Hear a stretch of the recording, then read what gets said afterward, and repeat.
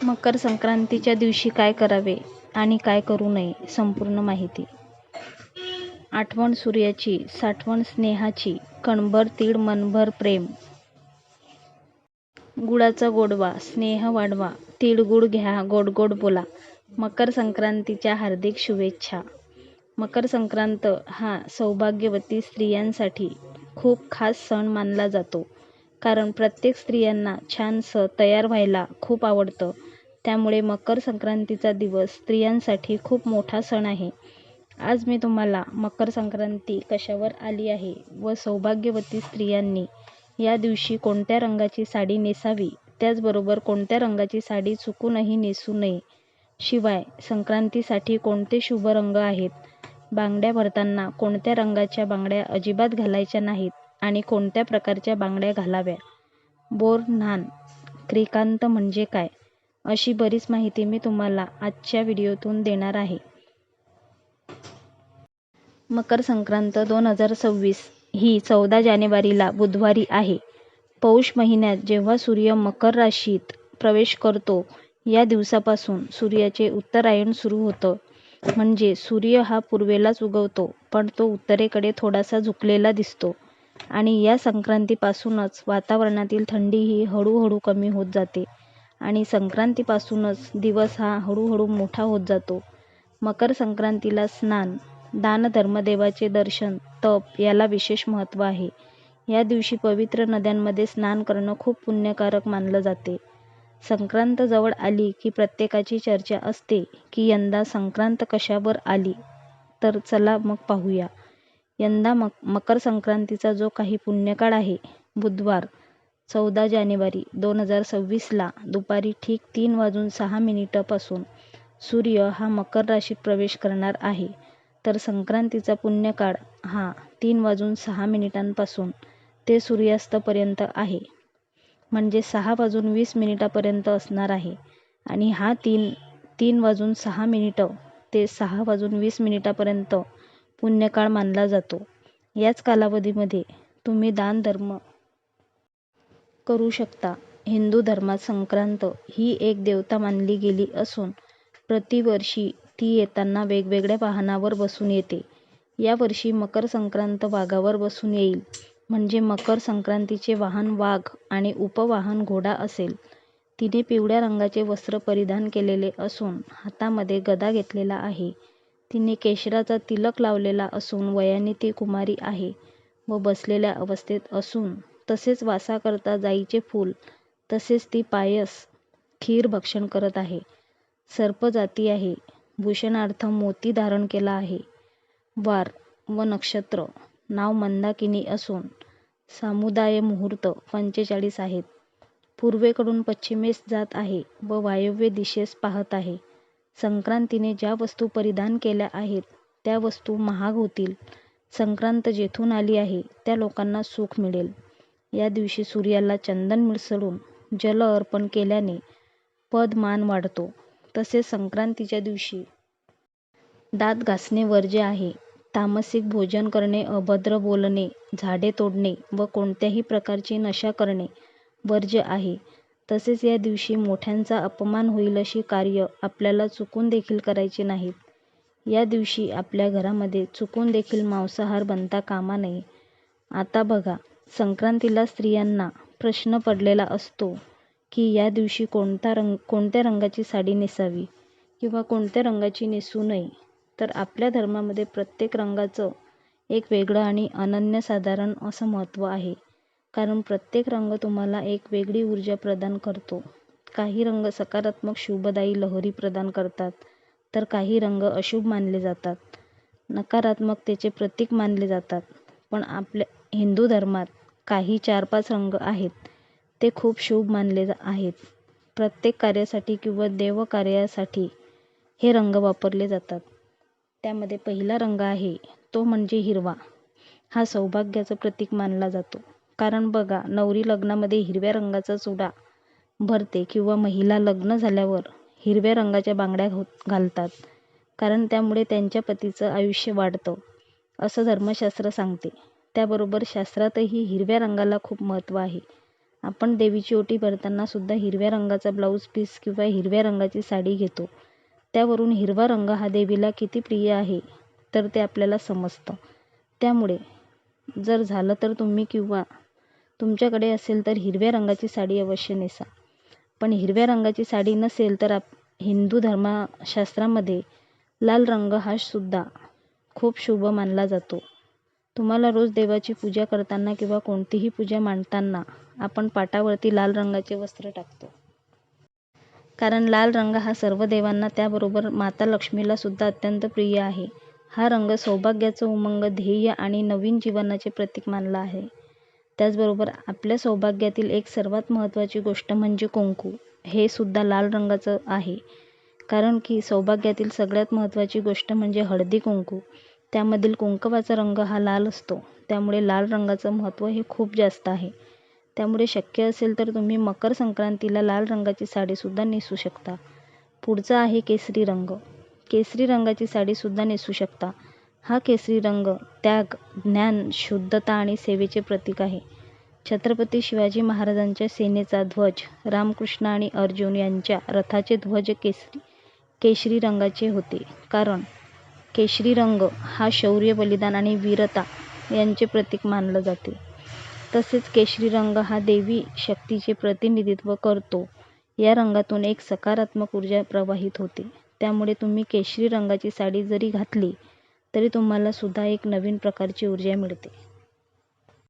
त्यानंतर सर्वात स्त्री वर्गाचा आवडीचा रंग म्हणजे गुलाबी रंग.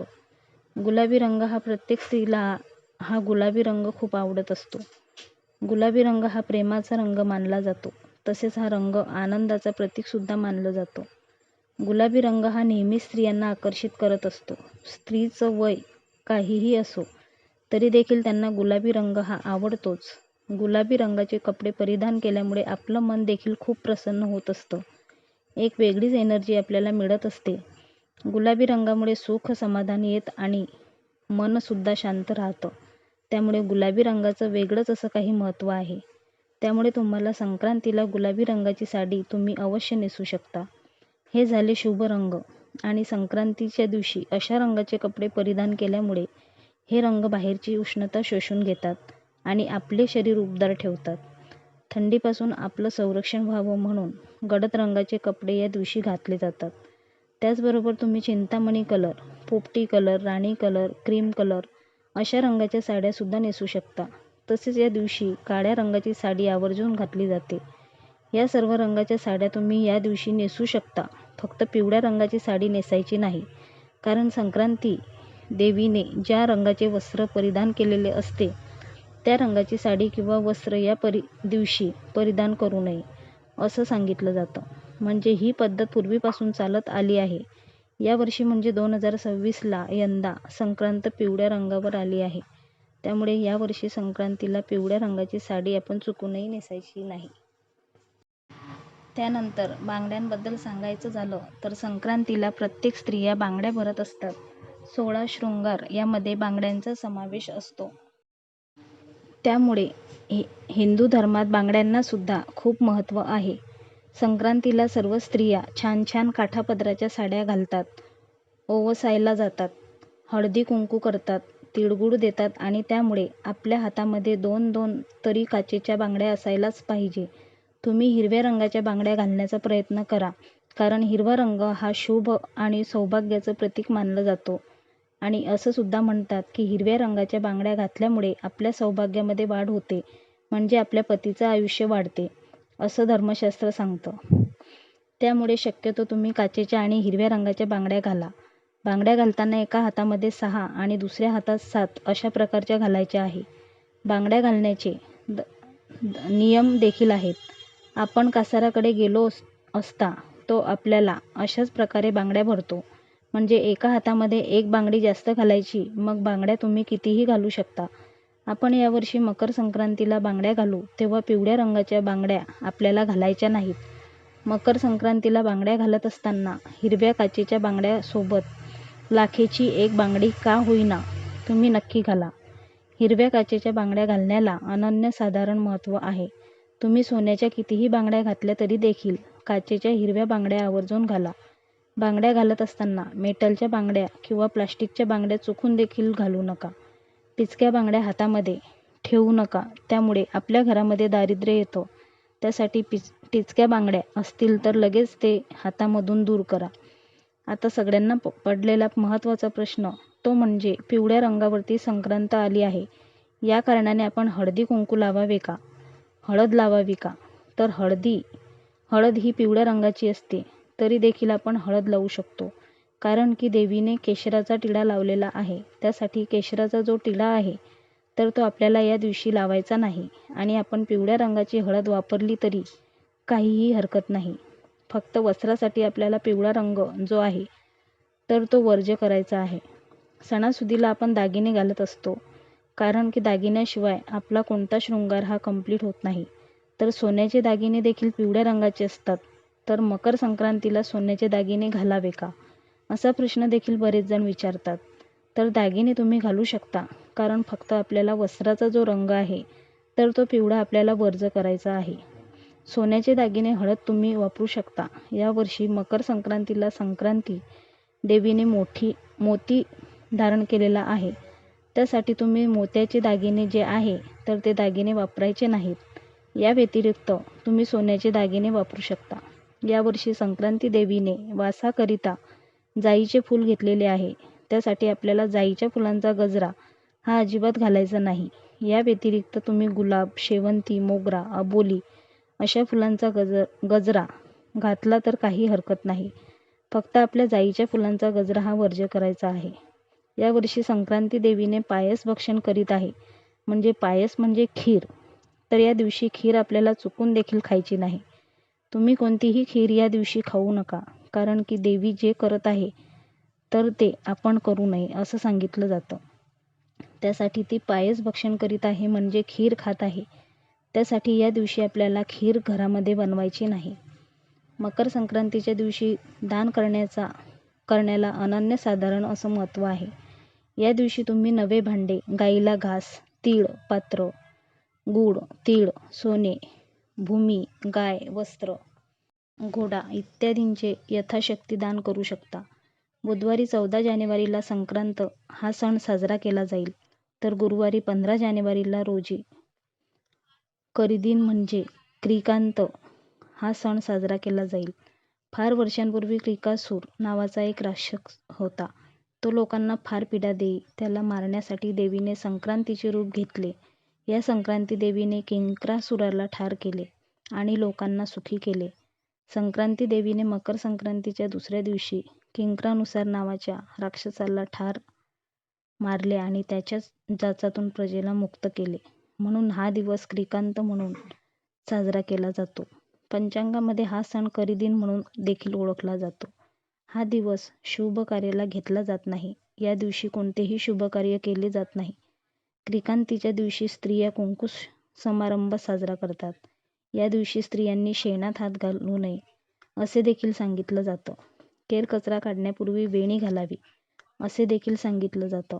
तसेच या दिवशी केस देखील धुतले जात नाही. तसेच दुपारी हळदी कुंकू करतात. अशा काही प्रथा देखील क्रिकांतीला महाराष्ट्रामध्ये पाळल्या जातात. तसेच या दिवशी बेसनाचे धिरडे करून खाण्याचे देखील प्रथा आहे. क्रिकांतीच्या दिवशी चांगल्या कामाची सुरुवात करू नये, लांबचा प्रवास करू नये, देवाची पूजा करू नये. बघा, या दिवशी देवाची पूजा करून गोडाचा किंवा गुळाचा नैवेद्य अर्पण करावा. घरामध्ये वादविवाद करू नये. मन शांत ठेवावे. शांतचित्त ठेवून सर्वांची आदराने वागावे. कुलदेवता व कुलदेवतीचे सर्व देवाचे पूजन तसेच नामस्मरण करावे. नामजप करावा. ही काही कामे क्रिकांतीच्या दिवशी करावीत किंवा काही कामे वर्ज्य करावे. या दिवशी लांबचा प्रवास करू नये. तसेच या दिवशी शुभ कार्य देखील केले जात नाही. मकर संक्रांतीपासून ते रथसप्तमीपर्यंत हळदी कुंकू साजरा केला जातो. घरात बाळ जन्माला आल्यानंतर येणाऱ्या पहिल्या संक्रांतीचे खूप महत्त्व असतं. या दिवशी लहान मुलांना बोर न्हाण घातले जातं. परंपरेनुसार ज्या पद्धतीने नवविवाहितेला हलव्याचे दागिने घालून सजवतात, त्याचप्रमाणे लहान मुलांना सुद्धा काळे कपडे घालून हलव्याचे दागिने घातले जातात. हा लहान मुलांचा कौतुक सोहळा असतो. बाळाचा जन्म झाल्यानंतर पहिल्या संक्रांतीला बोर न्हाण घातलं जातं. या शिशुसंस्काराची व्याख्या म्हणजे लहान मुलांचा उत्तम आरोग्य लाभावे म्हणून बोर न्हाण घालण्याची पारंपरिक पद्धत आहे. बोर न्हाणासाठी कोणत्याही मुहूर्ताची गरज भासत नाही. बाळ अगदी लहान असल्यापासून ते 1 ते 3 वर्षापर्यंत बोर न्हाण करता येतं. काही ठिकाणी 5 वर्षापर्यंत देखील बोर न्हाण घालण्याची पद्धत आहे. या कार्यक्रमात बाळाला घालण्यासाठी काळा रंगाचा ड्रेस निवडावा. हलव्याचे दागिने घालावेत. या दागिन्यामध्ये तिळाचा वापर हा केलेला असतो. तसेच लुटण्यासाठी मुरमुरे, बत्तासे, बोर, करवंद, तिळगुळ, फुटाणे, उसाचे तुकडे, हरभरा आणावे. सध्या लोक त्यामध्ये बिस्किट, चॉकलेटचा देखील समावेश करतात. या कार्यक्रमासाठी नातेवाईक तसेच शेजारी पाजाऱ्यांना बोलवावे. खाली स्वच्छ आसन पसरवून त्यावर तांदळाची किंवा गव्हाची रांगोळी काढून त्यावर पाट ठेवावा. बाळाला त्यावर बसवून ओवाळावे. मग बाळाच्या डोक्यावरून सर्व पदार्थ हळुवारपणे ओतावे. इतर मुलांना ते लुटायला सांगावे. बोर न्हाणं का करायचं यांच्या संदर्भात अशी आख्यायिका आहे की करी नावाचा एक राक्षस होता. त्या करी राक्षसाची वाईट दृष्टी व वाईट विचार मुलांवरती पडू नये यासाठी सर्वात आधी हे कृष्णावरती केलं गेलं होतं. नंतर ही प्रथा पडली आणि तेव्हापासून बोर न्हाण केलं जातं. लहान मुले हे कृष्णाच्या स्वरूपात आहे आणि त्यांच्यावरती करी राक्षसांची वाईट विचार दृष्टी पडू नये असं म्हणून लहान मुलांवरती बोर न्हाण केलं जातं. तसेच शास्त्रामध्ये बघितलं तर या कालावधीत वातावरणात असे अनेक बदल होतात. लहान मुलांना या बदलत्या ऋतूची बाधा होऊ नये म्हणून या काळात मिळणारी फळे मुलांना खायला घातली जातात. त्यांना मजा हे व्हावी म्हणून अशी फळे वेचून खाण्याची संधी त्यांना दिली जाते. संक्रांतीच्या दिवसापासून रथसप्तमीपर्यंत आपल्या सोयीप्रमाणे कोणत्या दिवशी बोर न्हाण करता येतं. आजच्या व्हिडिओमध्ये मकर संक्रांतीच्या सणाविषयी संपूर्ण माहिती देण्याचा प्रयत्न केलेला आहे.